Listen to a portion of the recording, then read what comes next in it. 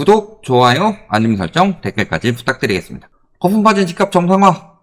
이미 올라버린 집값은 폭락하면 안되고 내지 급락을 방관할 수 없고 서서히 내려가면서 소득 증가 등으로 보정되어야 한다. 결국 연착륙이라는 키워드가 후자의 결론을 달성해야 한다는 게 정부 정책의 목표인 것 같은데 한국 현실에는 어느 쪽으로 가는 게 더 높다고 보세요? 말씀드릴게요. 경착륙이 맞습니다. 경착륙이 맞고 경착륙으로 흘러 들어갈 수밖에 없다. 왜냐면요, 급등은 가능, 급락은 불능. 요것은 가진 사람들의 논리고 이렇게 됐으면 하는 희망사항일 뿐이고, MB정부 때 했던 정책들 보세요. 경착륙 막으려고 했죠. 근데 막아졌어요?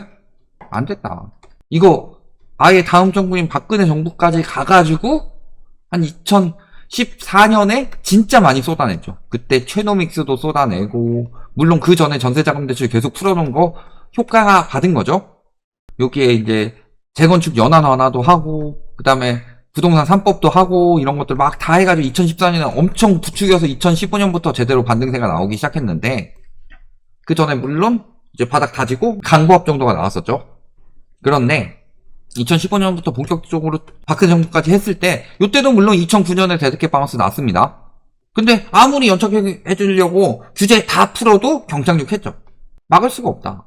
왜냐면은 수요가 없으니까. 수요는 크게 두 가지로 나뉘죠.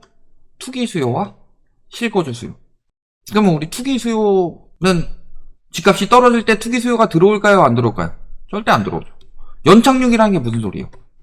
천천히 길게 떨어뜨리겠다는 소리죠. 집값 떨어진다고 정부에서 선언했는데 투기 수요들이 집 사겠어요? 절대 안 사죠. 그럼 경착륙 마찬가지죠, 안 사죠? 근데 그러면 우리 실수요 입장에서 생각을 해봅시다. 실수요가 매입을 해줘야 돼요? 그러면은 실수요 같은 경우가 이제 2030 첫 주택 사는 사람들이 있고, 그 다음에 40부터는 진짜로 첫 주택 사는 사람들도 있고, 아니면은 뭐 갈아타기 이런 경우가 많이 나올 테고, 5060 이런 곳들에서는 거의 이제 내 집 말고는 거의 없기 때문에 여기서 이제 추가로 투기 목적으로 사는 경우가 많죠.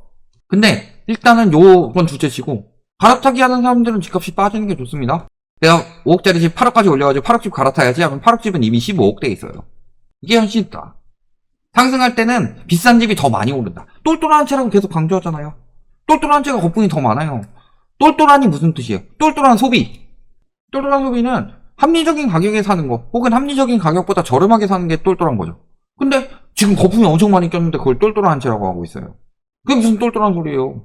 찔찔한 채지. 맨날 찔찔한 채라고 그랬잖아요, 저희가. 똘똘한 채가 아니다. 그러면은 보통 갈아타기 수요도 나타나기 쉽진 않죠. 집값이 떨어져야지. 떨어지면서 아마 조금씩 나타날 거예요. 그 다음에 첫 주택 수요들이 지금 늘 수 있냐? 2030 세대의 절반이 올해 집값이 고점이라고 생각을 하고 2년 더 기다린다, 이런 이야기를 하죠. 그래서 집을 살 의향이 있는 2030 세대의 대다수는 현재 집값이 너무 비싸며 2년 후에나 구매할 계획인 것. 이것도 호도인 게 2년 내 구입 의향이 있다고 밝힌 사람 중에서 실거주 23.5%밖에 되지 않는다. 대부분 다 투기로 보고 있다. 그리고 향후 내 집 마련 의향이 가진 55% 중에서 4분의 3이 2년 이후에나 집을 살 수가 있다. 그러니까 실질적으로 지금 실수요들의 심리가 고점에 가깝다고 생각을 하는 거고요. 또 한 가지는 뭐예요? 자, 2020년, 2021년, 그리고 2023년 키워드가 뭐였죠? 2030 매입 비중이 늘어난다. 근데 2030이 원래 집 사는 세대예요. 서울의 중위 집값이 대략 9억 8천 정도 됩니다. 내가 연봉 1억이라면 PIR이 9.8이겠죠. 근데 KB 지표로 지금 현재 PIR이 뭐 10점 몇 이렇게 나오는데, 그러면 서울에 있는 사람들 대부분은 연봉이 1억이겠네요. 아니, 왜 그래요?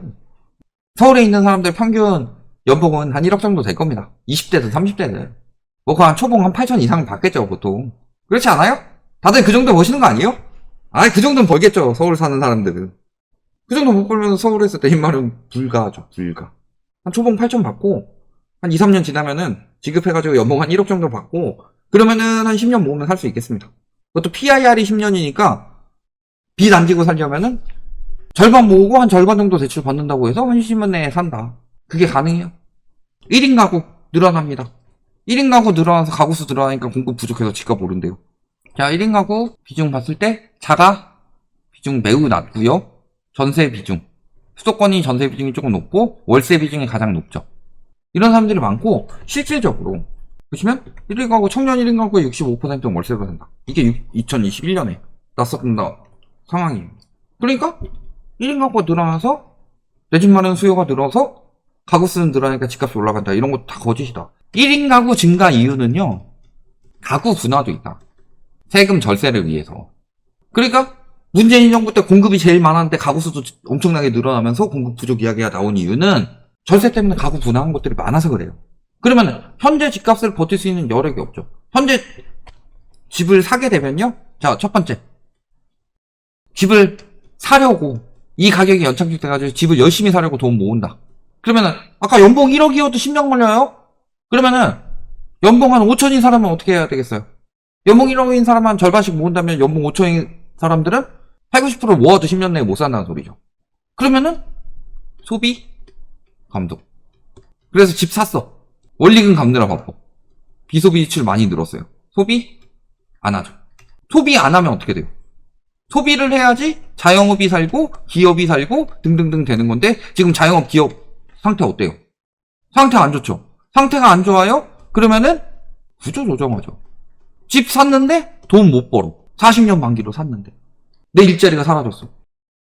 이게 현실이에요. 자, 예를 들어 자영업 직원 다 4명 다 내보내도 적자다. 지금 자영업 현실이에요. 그래서 자영업 평균 소득 1938만원 12로 나누면 월급 한 150만원 정도 조금 넘죠. 150, 60 정도 되는데 150, 60 벌면 뭐예요? 최저시급도 안 나와요. 기업들이 탄탄하면은 중견직에 있는 사람들, 커리를 이끄는 사람들이 많이 고용이 되겠죠. 근데 그 사람들이 이제 소득을 많이 올리죠. 50대 이상 넘어가면 그때부터는 슬슬 명퇴를 하겠지만 고용률 중에서 40대 남자만 취업이 급감하고 있다. 이건 최근까지도 계속 이어지고 있습니다. 40대 남성이 가장 한창 가장으로서 가장 돈 많이 벌어야 될 때죠.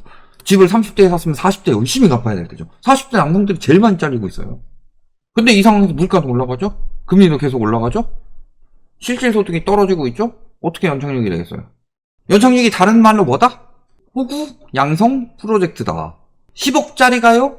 경착륙해가지고 5억이 됐어요? 10억 거래됐다 그 다음 거래가 5억으로 떴다 경착륙해서 그러면 손해보는 사람이 20억 한 명이에요. 근데 연착륙을 해가지고 10억짜리가 9억 5천이 되고 그 다음에 9억이 되고 8억 5천이 되고 8억이 되고 7억이 되고 6억이 되고 5억 5천이 되고 5억이 됐어요. 그러면 손해보는 사람이 얘 5천 손해봤죠? 얘도 5천 맞죠? 얘도 5천 맞죠? 얘도 5천 맞죠? 얘는 1억 받죠? 얘도 1억 받죠? 얘는 5천 맞죠? 얘도 5천 맞죠? 하나 둘 셋 넷 다섯 여섯 일곱 여덟 호구가 8명으로 늘어난다. 한 명이 벌 손실을 여러 명이서 나눠보도록 만든다. 이게 연착륙의 진실이다. 연착륙을 한다는 것 자체가 말이 안 되는 게 올라갈 때 많이 올라갈 것처럼 보이면 사람들이 막 몰리죠. 막 몰려서 사죠. 그러니까 연상승을 노려도 경상승이 되는 거죠. 정부에선 그래요. 박근혜 정부가 집값을 올렸다고 저희가 말씀을 많이 드렸지만 박근혜 정부도 마찬가지예요. 모든 정부는 떨어질 때 완화책 쓰고 올라갈 때 규제책 써요. 그러면은 박근혜 정부가 2016년 11월에 규제책이 나왔어요. 생각보다 너무 빨리 올라가니까. 근데 그 뒤에 규제책을 제대로 해보기도 전에 탄핵 당해가지고 그걸 이어가지 못했는데 그러니까 무정부 상태에서 잠깐 있다가 문재인 정부 오고 나니까 이미 심리는 걷잡을 수 없이 커져 있는 상황이었던 거고 그러니까 올라갈 때 그렇게 사람들이 막 몰리죠. 떨어지는데 사람들이 연착륙 합니다 할 때 누가 들어가겠어요? 그죠? 안 들어가요.